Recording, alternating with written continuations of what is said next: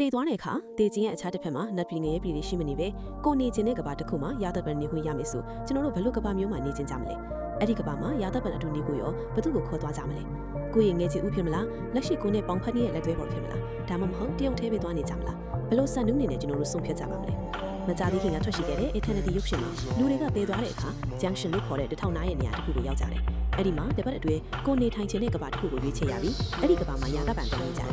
ဒီလူတွေကထပ်သေးစရာအကြောင်းလည်းမရှိတော့လူဘဝမှာဖြစ်ခွင့်မရလိုက်တဲ့အရာတွေကိုဖြည့်ဆည်းနိုင်မဲ့ကဘာတွေကိုရွေးချယ်လို့ရကြတာပေါ့ဆေးလီဘလောက်တော့ကန်ဆာမဖြစ်တဲ့ကဘာရှိမယ်တန်းချီကားတွေအမြဲကြည့်လို့ရမယ့်ကဘာရှိမယ်ယောက်ျားတွေကိုစိတ်ကုန်နေတဲ့မိန်းမတွေအတွက်ယောက်ျားမရှိတဲ့ကဘာရှိမယ်ဘာသာတရားယုံကြည်ကိုယ်ကွယ်သူတွေအတွက်ကိုယုံကြည်ရအတိုင်းနေလို့ရမယ့်ကဘာတွေလည်းရှိမယ်24နာရီကလပ်ဖြစ်တဲ့ကဘာလည်းရှိမယ်စသဖြင့်အစုံအလင်ပါပဲဒါပေမဲ့စီးမင်းတစ်ခုကပါလဲဆိုတော့ကိုနေထိုင်မဲ့ကဘာကိုရွေးချယ်ပြီးဟင်တခြားကဘာကိုကူးပြောင်းလို့မရတယ်လို့ထွက်ပြေးလို့လည်းမရပါဘူး။ခါမိခဲ့ရင်အရက်ရှိမျက်နှာလုံးမှောင်မဲနေတဲ့တွင်းနဲ့ကြီးတဲ့ရာသက်ပံအဖို့ခံရမှာဖြစ်တာမို့လူအားလုံးကနောင်တမရမဲ့ရာသက်ပံကဘာကိုတေချာရွေးချယ်ကြရတယ်။တချို့ကလည်းတယောက်တည်းမသွားကျင်တော့ junction မှာအလုပ်ဝင်လို့ရင်သူတို့ချစ်တဲ့လူတွေဆုံးပြီး junction ကိုရောက်လာတဲ့အချိန်ကိုစောင့်စားကြတယ်။ Larry နဲ့ John တို့တကြီးပိုင်းလူများမှာ Larry ကအရင်ကွယ်လွန်သွားခဲ့ပြီးတော့ junction ကိုရောက်လာခဲ့ပြီး John ကလည်းမရှိမနှောက်နဲ့ရောက်ချလာခဲ့တယ်။ချစ်ချင်လို့စစ်ပွဲထဲငငယ်ရွယ်ရွယ်နဲ့ကြာဆုံးသွားခဲ့တဲ့ဂျုံရဲ့ပထမအိမ်ထောင်ရဲ့ဂျာလူကဘဲကဘာမှမရွေးသေးပဲဂျန်ရှင်မှာအလုပ်ဝင်လို့ရင်ဂျုံအလာကို68နှစ်တိုင်စောင့်စားနေခဲ့တယ်။ဂျုံခမရသူနဲ့နှစ်ပေါင်း60ကျော်လောက်ပေါင်းသိမ်းခဲ့တဲ့ဒုတိယယောက်ျား Larry နဲ့ပဲရာသက်ပံနေရမလား